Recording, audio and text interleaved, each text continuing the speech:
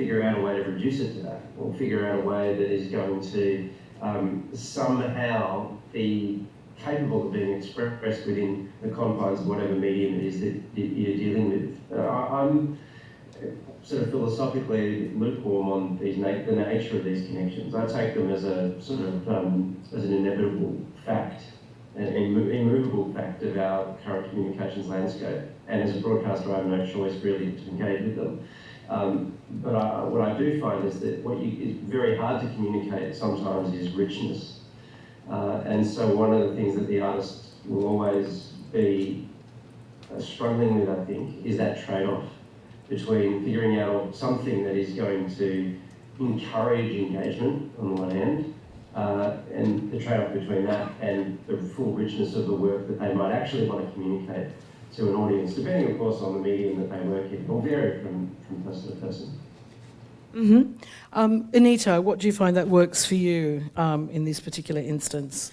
Oh, well, I use various forms of social media. I blog, I tweet, I have a Facebook fan page, I have podcasts and YouTubes. But even just sitting here this morning, I mean, I've been tweeted by someone in Brooklyn who's just finished reading Titters. We may never meet. But for me, it's as an author, I think if you're, or any artist and arts practitioners and arts administrators, you're expecting someone to go and spend $30 or $50 or $70 on a ticket to something, or read your novel or watch your play. Someone's investing finance in me, then they're giving 5 or 20 hours to read a novel. They may never be able to. The reality is most people can't get to events. They cannot get to a book launch. They can't get to the library where I'm doing a signing. But they want to tell the author or Belvoir Theatre or whoever that they've appreciated what you've created. And so for me, I think it's quite arrogant for authors or any artists to think that they don't have to do anything beyond creating the product.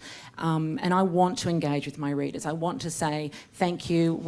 I don't really want to know what they didn't like about my characters, but I'm happy to listen to all feedback. And I think as artists, we need to appreciate that people read and watch differently.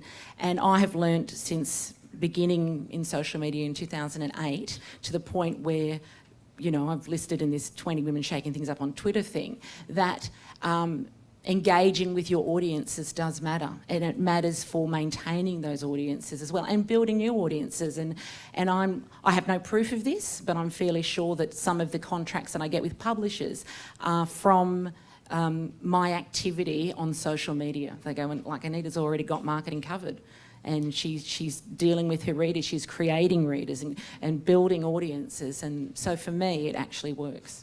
Okay, it's an interesting reflection about how you build audiences. Rachel, how do you engage with various of these platforms? Because you do it from, I guess, the perspective of an artistic director.